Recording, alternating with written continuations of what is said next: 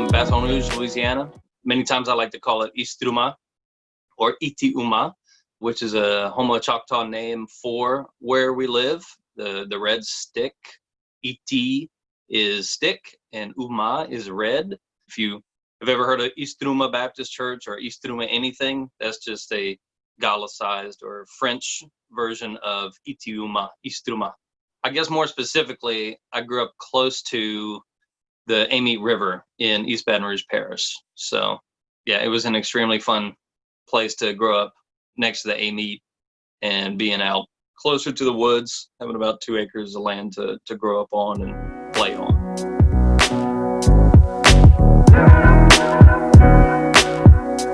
My upbringing was, it was pretty interesting.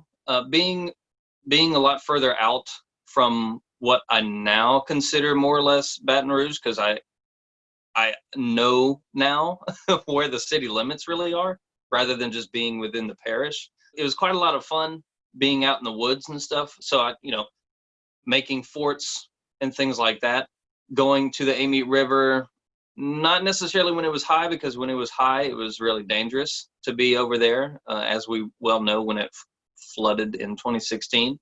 Really, when I was younger, I thought that we lived in a massive city.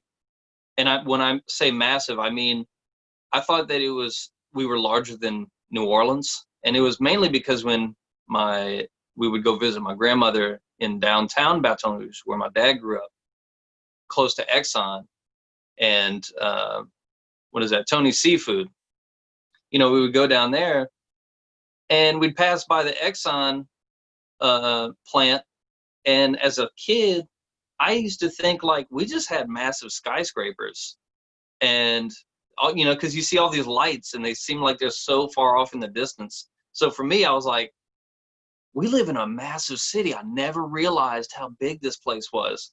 And then going and working at LSU and going to LSU as a student anyway, prior to that, and finding out, yeah, it's really not as big as I thought. And that plant was really a plant. It wasn't like downtown full of skyscrapers, even though we do have a handful.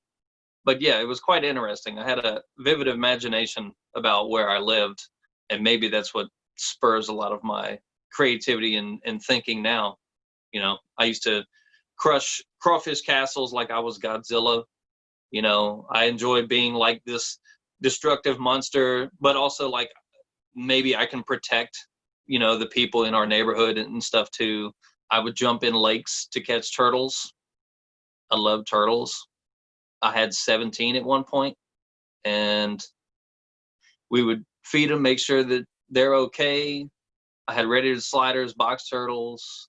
This is before we really understood that box turtles were becoming endangered. So, and I think we had some stink pot turtles too. But yeah, it was a good time.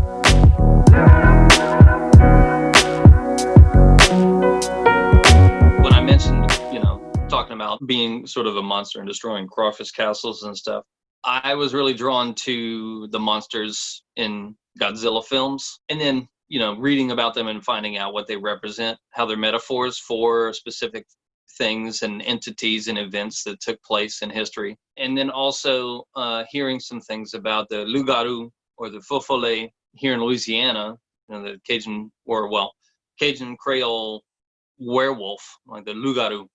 So, or the feu-follet, where you follow the feu-follet, it's a ball of fire. Some people call it a will-o'-the-wisp or something like that, but I rather like the feu-follet.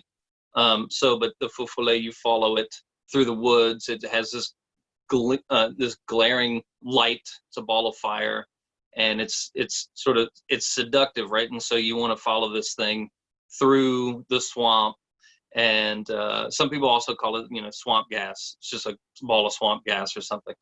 So, but anyway, it's this really beautiful thing that's seducing you. That's like, you're following this thing through the swamp, and really, once you get to where it's leading you, could quite possibly kill you, because you're looking for treasure and things like that toward the end of the journey. But anyway, they're very dangerous.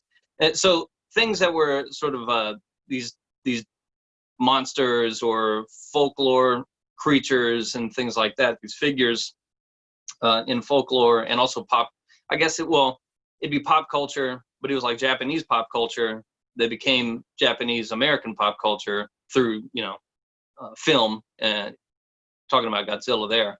But these things sort of brought me into wanting to create my own monsters and creatures and images and stories behind them, which it kind of ties in with like my idea of what a city was. These just a whole bunch of lights, which was just the refinery. I drew sketches, I drew cartoons.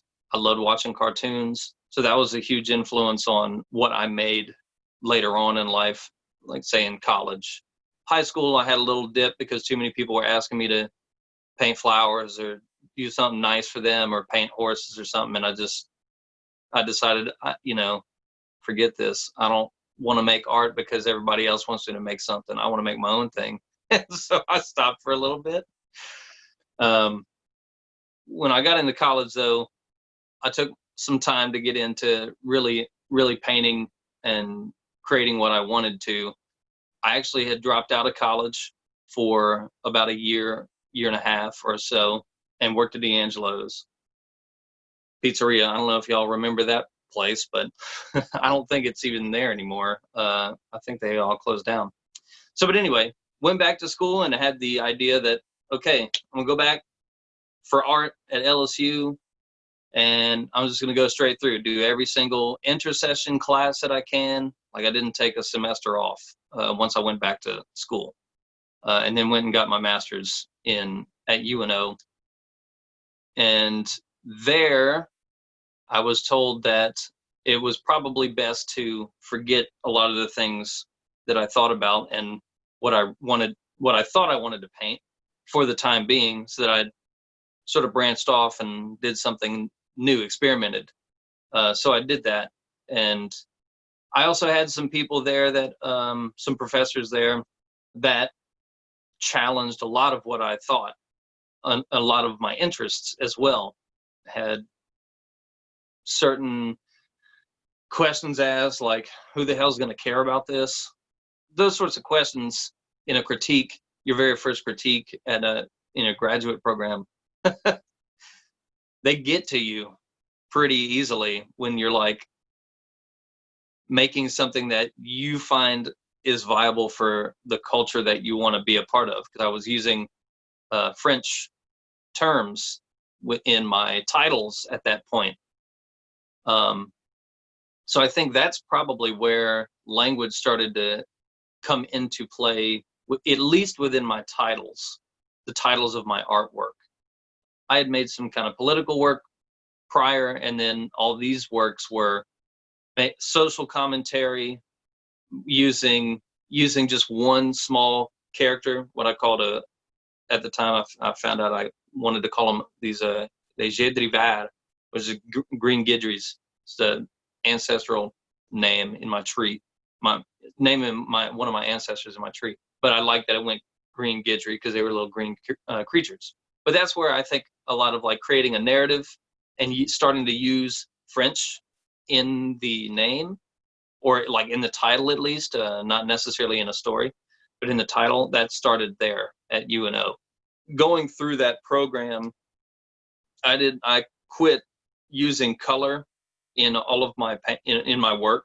I went from really rich color to sporadic, washed out colors and splatters, and still with creatures, and then to just straight up drawing with silver point, which is you use a silver wire to draw on a prepared surface, either something that's prepared with rabbit skin glue or Chinese white and zinc white. You can paint onto these watercolors that you can paint onto a surface, or just gesso, or you can buy specific silver point medium to then draw upon. Thanks to Steve Prince, who's an artist out of New Orleans. I think he's living in Georgia now, but he went to Xavier, and he came to UNO and showed us what silver point was. And so that got me into drawing with silver point. And so that allowed me to just not necessarily think too much about color, because perhaps all of these things incorporated into one work of art at that time. For me, trying to experiment and grow as an artist, I liked how quiet my work got at that time. And then it got really specific, about like the internal processes of creativity, imagination, expression. I looked at Andre Breton and the Surrealists. I really love automatic drawing, which is a lot of what I did. Automatic drawing, and then reinterpretations of those drawings on top of said drawings to sort of bring out what is then there that I didn't necessarily see before. So sort of refining those things. So, but I had on my committee, 3 professors: Richard Johnson, Cheryl Hayes, and Christopher Saucedo. And Cheryl Hayes was amazing to have on my committee, my thesis committee, because she completely understood where I was coming from when I included French in my titles. Her family also is from Louisiana, so she completely understood the language aspect, because that ties into culture and place and where you're from. Richard Johnson as well, I had him on my thesis committee because he supported what I was doing and allowed me to just do whatever I wanted. And maybe it was because I couldn't necessarily get over the fact that I had been questioned a little much by the person who was the head of my thesis committee beforehand, even though Doyle Gertie Jensen ended up being also a great ally, as well as Jim Richard. And Jim Richard is one of the professors who told me that maybe I should forget about what I'm doing at the moment to expand and explore to make myself a better artist.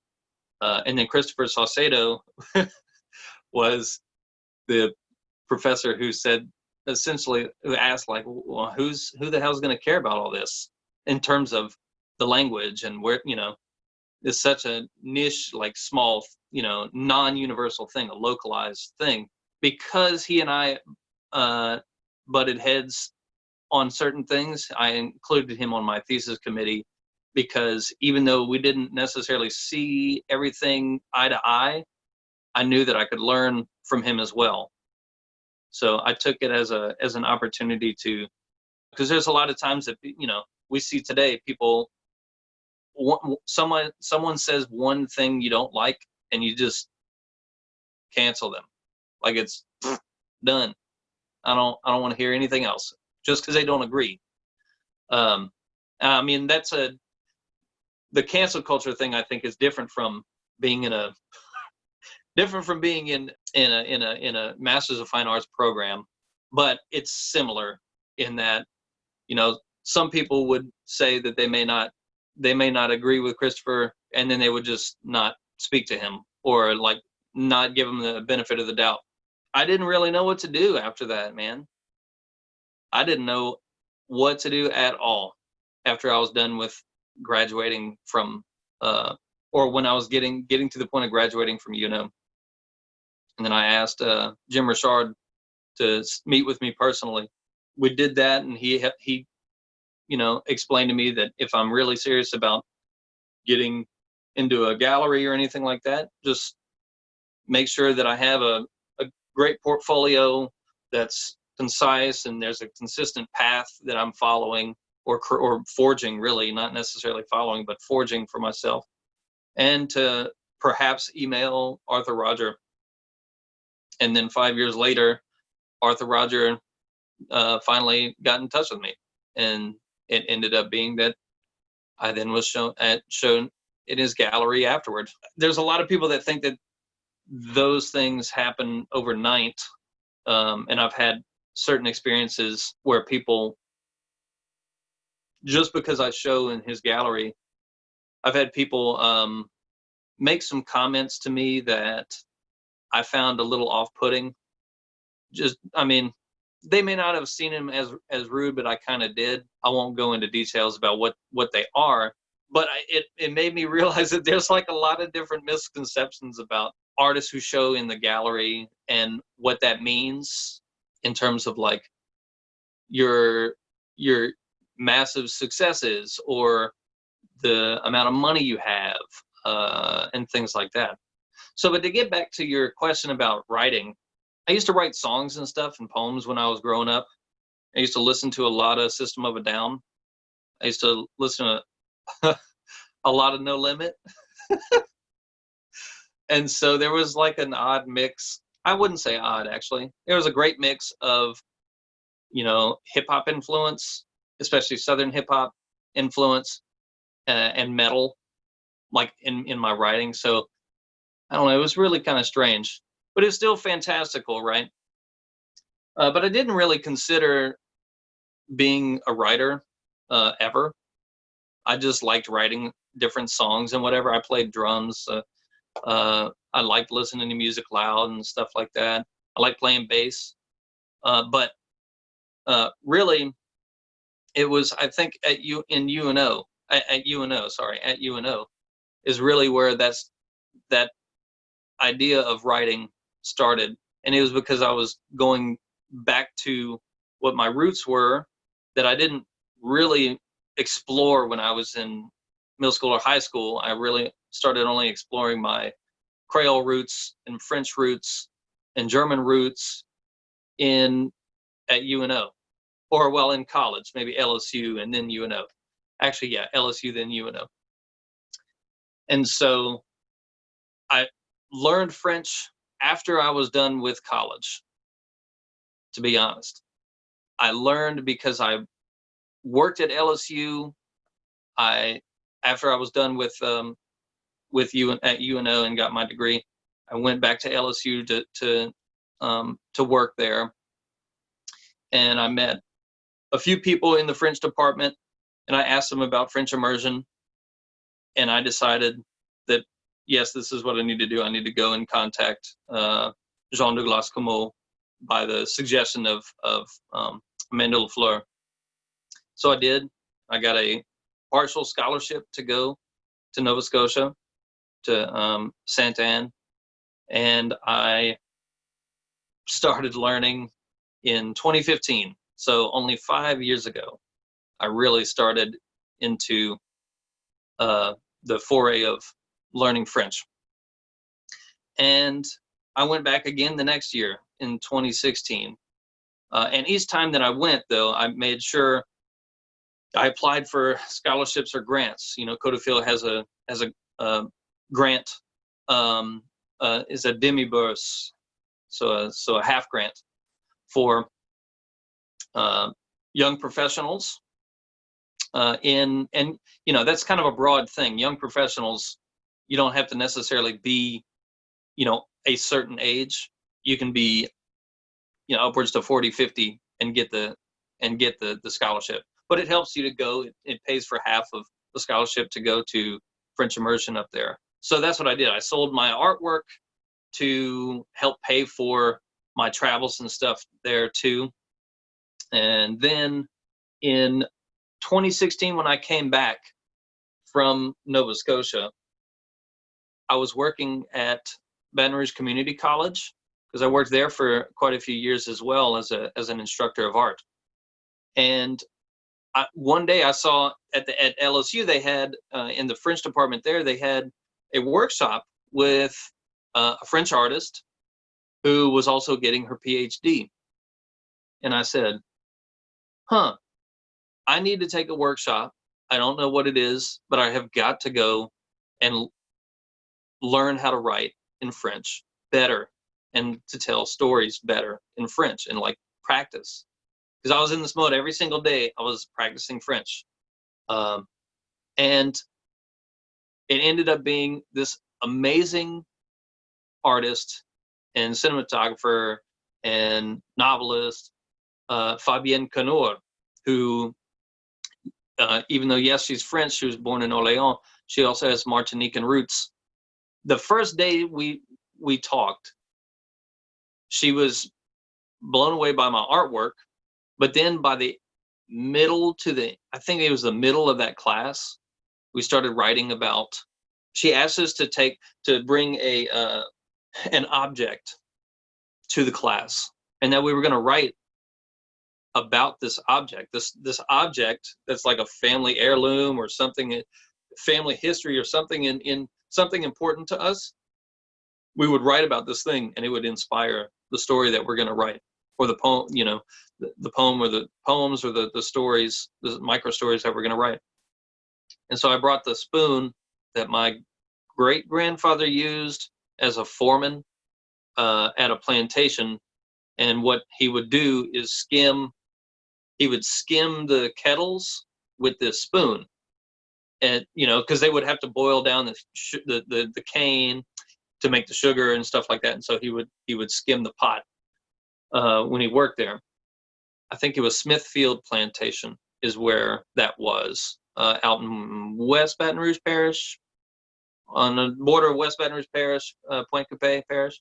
Anyway, so that spurred writing a little bit of Creole, because I knew that part of my, or Kurivini, that spurred a part of my interest in learning more about my Creole side of my family that comes from my dad's side of the family, because they come from Pointe Coupé.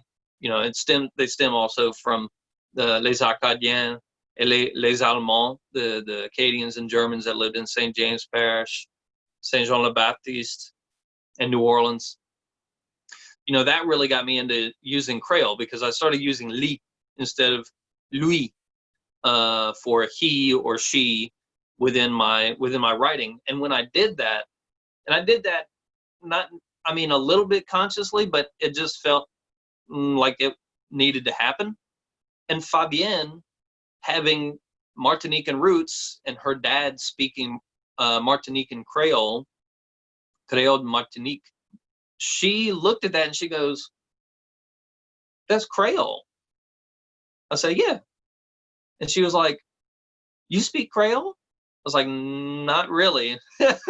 I would love to learn. But her noticing that within my story, and then her explaining, or I guess us finding common ground in our Creolite, spurred a lot of motivation in me to continue on the path of learning Kurivini, the Creole language of Louisiana, and to reflect on who I am as somebody who is Creole, even though at that time I wasn't necessarily sure about all of those things, because I didn't have the information that I have now, where I can more proudly call myself a Creole. Not proudly, I mean, yes, that too, but like confidently, because sometimes it's really hard to like confidently state who you are and where you're from, so people don't. I grew up not necessarily having that, because I didn't. I had this idea about who I was because of an American system put in place like who we were, even though that's not everybody's story. What we learn in American history and stuff like that. So, but it was Fabienne who, when she read my story, or when I read it out loud to her, she told me that I was a writer. And so for a writer who's well known in the Francophone community to tell me that I'm a writer, I wasn't going to say no, because she knows better than I would, right?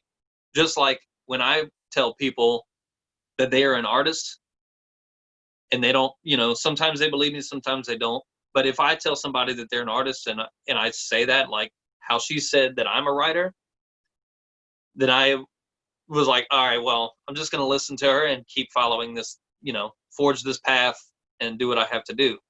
So it ended up that she did an interview with me, talking about Creolite and what that means, what is nostalgia, because that does stem from hundreds of years back as well. But she was really the first person to say anything about me being a writer. And I took that to heart and ran with it. Then moving forward with a collaborative project that I was the curator of, called Mythology Louisiana, which tomorrow makes 2 years since that exhibition was shown at Arthur Roger Gallery. But so that was a lot about using heritage language and having a lot of people throughout Louisiana come together and making artwork. And some writers like Beverly Mathern, who is from Louisiana, but she lives elsewhere, like still being connected because of culture and language, write in French and English. And then Cliff Saint Laurent, who was also living here in Baton Rouge at the time, to create all of the Kurivini translations for it. And so it's something that everybody can download and enjoy for free because it's made for people here, for Louisiana. And thanks to Arthur Roger for allowing us to show the work there and have a catalog made. He helped with that. So, but if people want to download it, it's bit.ly/mythologies with a capital M. So, but that project that I had worked on for quite some time, I know I hadn't talked about it much, but that was something that was always in the works since 2016 or so. But nonetheless, because of that project, I also started learning a lot more Kurivini and speaking it more, talking to Cliff, meeting Christophe Landry, talking to Mikael Gisclair, also Nathan Winty, Oliver Mayu, Adrian Guillory Chapman, and Herbert Wells too. Yes, Herbert Wells too. But I mention those names all the time, mainly because if it wasn't for them, I probably wouldn't be speaking Creole today or Kurivini.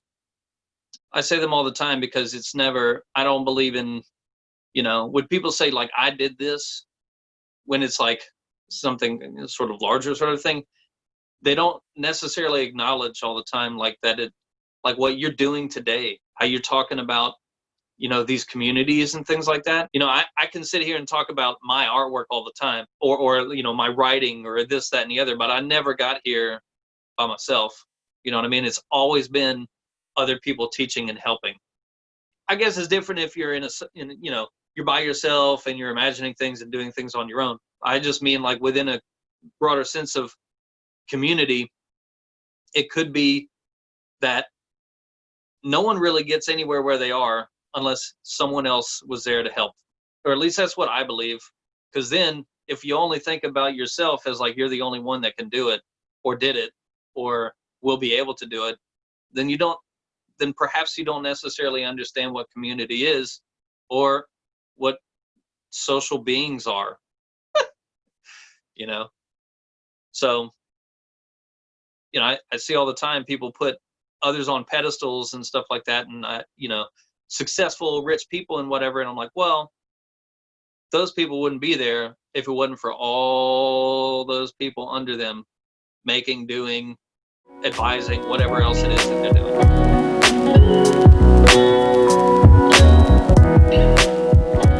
Many people think that only people of color, only African Americans and Black people can be Creole. People think that all the time, but that's not true. It's not the case. Historically, that's not even the case.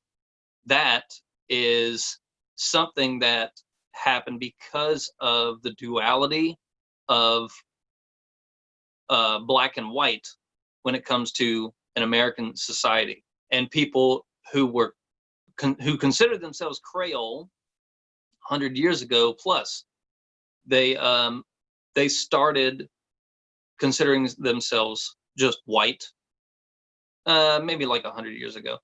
So they would just consider themselves white, and then Creole would mean that you are Black or a person of color, and any other range of skin tone that you are. When really, this is just not the case. And people still want to believe that, but that has everything to do with how American society has told us that we're divided in a certain way. So, and granted, yes, before this region being part of the United States society, American society. When I say American, that's what I mean. It's United States, because we didn't consider ourselves Americans before. Well, even up until the Civil War, there were a lot of people that still didn't consider themselves American because they weren't. They didn't come from the British colonies. They came from the Latin colonies of Louisiana and Mexico and the Caribbean. Creole stems from crioulo, so Portuguese for created. So it was a way to identify people who were born here in what they called the New World, as opposed to, you would be en français or en espagnol or un espagnol. Like you would be a French person or a Spanish person or an Africain if you were born in Africa, right? So that's the old world. It was just a way to distinguish. So you wouldn't call someone born in Africa or Europe, you wouldn't call them Creole if they were born in the old world, or old world in European colonizing terms. New World, you would be called Creole, and you could be Creole Allemand, Creole Français, Français. You would be a German Creole, a French Creole. Even there was Acadian Creoles. At that time, they would call people of color people of color.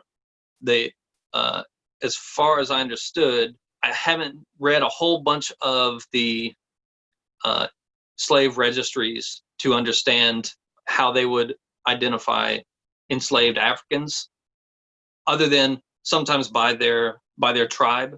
I don't have enough knowledge on that to really expound on that, but there were Creoles of color, right? So that was how they identified in that way.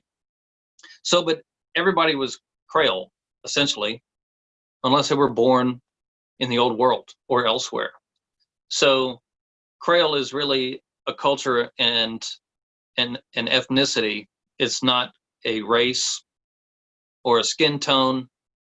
And even within the Creole community, there's what's called colorism, because there were a lot of, at the time when people started identifying themselves as white because they were light-skinned or white, I guess, more just European descendants. A lot of colorism happened where the people who were lighter skinned, they could pass for white, right? So then they started separating themselves from even their family, right through that, and that caused a lot of problems. Creating divisions between amongst people is how you destroy culture. That's how a lot of relabeling in a newer American society here, that's what that did. It caused a lot of distress. It can be a very loaded term because it's changed, it's fluctuated over time. It originally meant, like I said, the historic term for Creole as being someone that descends from the old world but born here. That's why we also have like Creole tomatoes. Is made here, is grown here, produced here, not elsewhere. Please excuse, when I think about this stuff, I have to take some time to really kind of dive into it, but also I don't know if I get all of my points across, or whether or not I get them across in a manner that doesn't offend people, just because sometimes the truth of history really sucks about, the colorism and things like that. But also about understanding exactly where these terms came from, and how it changed over time. Joseph Dunn made a really great timeline as to how Creole changed. And then, when we got into, I think, the 60s and 70s, right, where we had Codeville was formed, but then there was also a huge Cajun, I guess, like a proud moment for Cajuns and Cajun identity, where a lot of people who identified as Creole, they started identifying as Cajun, because that was something that was also for, maybe not everybody, but for certain people, it was a way that they could minimize being related to somebody of color. it may not be the case in all for everybody who considers themselves Cajun, but a lot of times Cajun does not acknowledge necessarily the cousins of color that they have. Only now a lot of that stuff's coming out, and questions are being asked by the communities, both Cajun and Creole, how people identify, but also from scholars and stuff too. For the language, in my personal opinion, people want to say that, Kurivini, the language, Creole, they say that it's, if it wasn't for the French, it wouldn't exist, and this, that, and the other. Or, they want to give a lot of props to the French because it was the French who went to West Africa and brought the Africans here and enslaved them. Some of them not, because they had free people of color too, and they also owned slaves, as well as people indigenous to the United States also owned slaves too. But what I'm saying is, instead of giving recognition to just the French, because I don't necessarily agree with that, and there are people that give too much recognition to the French. But if it wasn't for enslaved Africans who necessarily had to survive their conditions here and had to learn the language that was being spoken to them, if it weren't for them, and then the continuation of generations afterward, we would not have the language. Part of that is my opinion, and part of that is also true, because a lot of what has been seen in research or studied through the resources that we have ever since even back into the 1700s, for the majority of the time, there were enslaved Creoles and Africans that were speaking the language. And then also, because at that time also people, white Creoles, or what we would call, I guess now, white Creoles, their kids, right, they would grow up with, people of color that were also speaking the language. They would learn it. It was a language that everybody spoke and understood. Not everybody. Let me not be so general, but many people spoke the language as a first language. And then they were told as they grew up, oh, well, you need to speak, now you need to go learn French, because that's more sophisticated, and this, that, and the other. It's not, it's not the speech of the common person. I credit enslaved Africans and people of color, Creoles of color, more than I do the French, because it probably wouldn't exist in the form that it exists in otherwise. And plus, it's, I think that's that mindset of constantly giving credit to the French is just another way of just saying, yeah, well, I mean, it's always the ones that had the power that we have to give them the credit. Well, but it's not true. You know what I mean? And plus, it's just a way to ignore facts, in my opinion.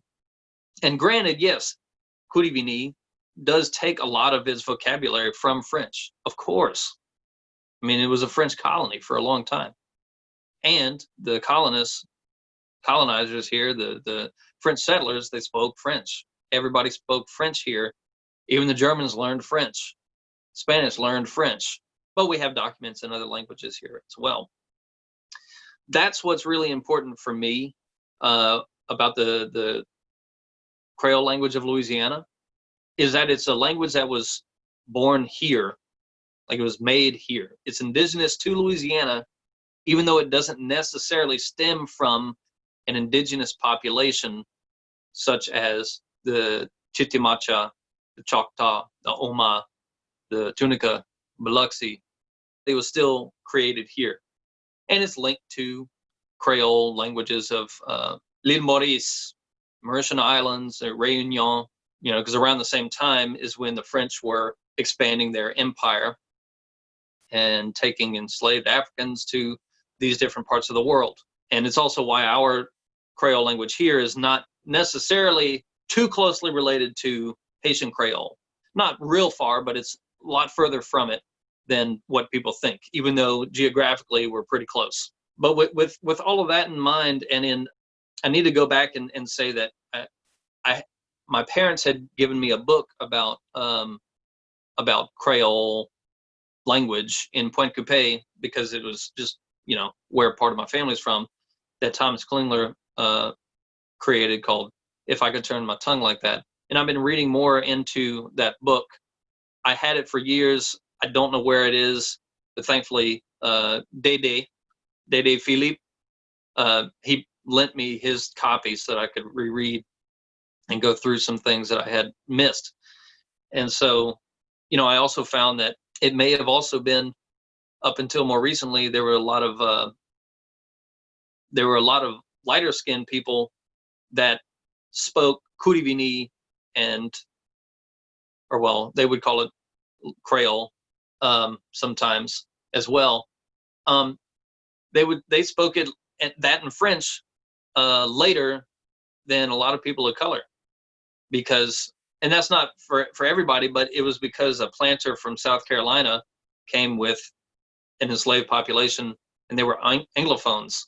And so we learned that also the English influx, the language here, or at least in Pointe Coupé, it was actually the enslaved population who learned English first, before the people who had the power. I say had the power to say it's just shitty to have power over people in the way that they did. That's why I did the quotes. I'm being sarcastic about their power. What I'm saying about Creole language, Kurivini, it's important to me because for me it's also not just with the identity. It's a ethno-linguistic identity, but for me it's a way of supporting a heritage language that my family spoke. My family spoke it. I see the world in a different manner through speaking it. It's also a form of solidarity for me, because it has helped me find more people that I have connections with, whether it be being actually related to them through ancestry or through writing or art. It's been a sort of a building of community where it's not just a bunch of people that look like me. That, I think, is the community that I want to be a part of. Creoles can be of all different colors and stuff like that, right? People have a misconception about, you're too white to be, too light to be Creole, too dark to be Creole, stuff like that. There's a lot of talk about that, because certain people think that it's all just supposed to look like a middle ground, say like coffee milk, which is not true, because you can be Creole with whatever skin tone you got. So with the language, it has helped me find cousins who are Creoles of color, German Creoles of color as well. Creating music using that language has brought us closer together. It's a way of shedding, for me at least, it's a way of shedding the mask of what we're told that we are down here. You know what I mean? We're a lot more diverse in backgrounds than people want to believe, or people want to teach. And we're related to a lot more people than we think. You know what I mean? So it's opened up a huge world, and to be linked to Creolophone community around the world, I think is what's really also really important.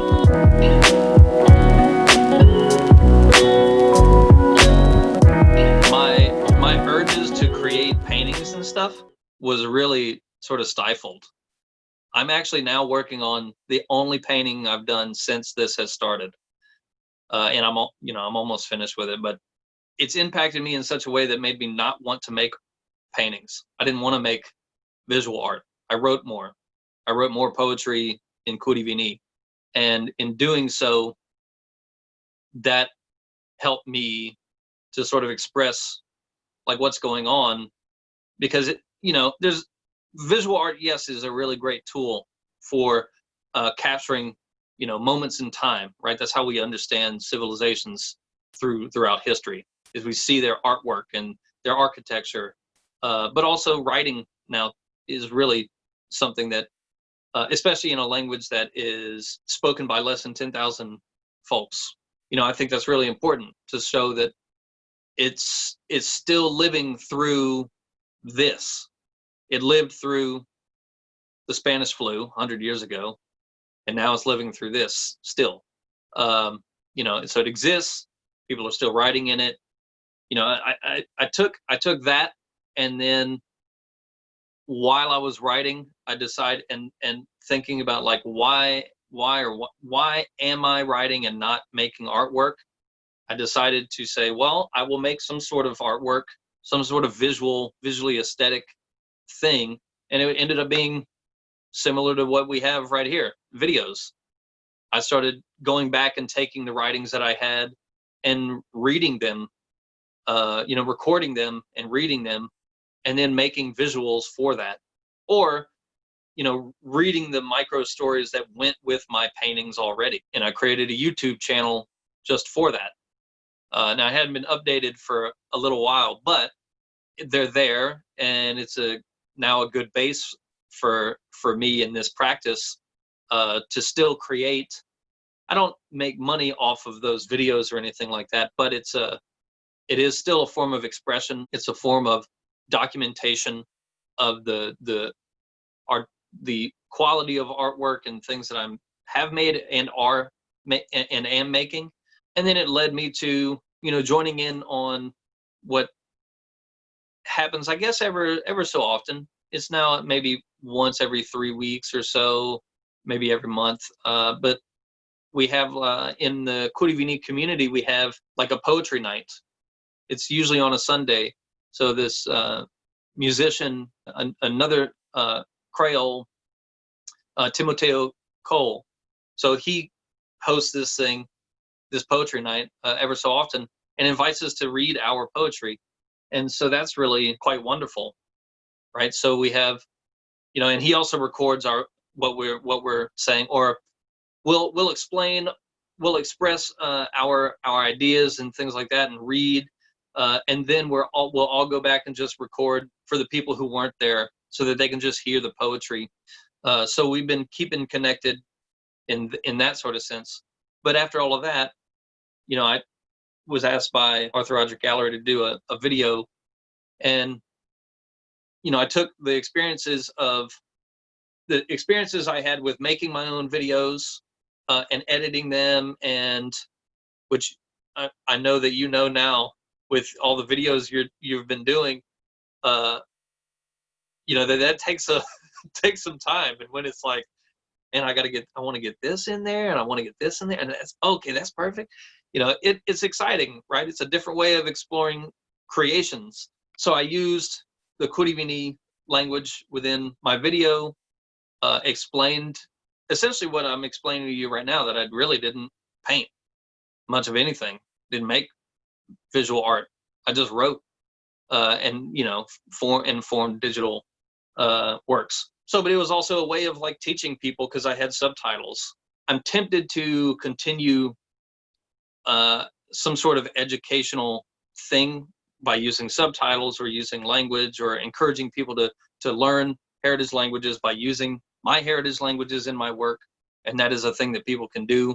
It can be done, and it should be done.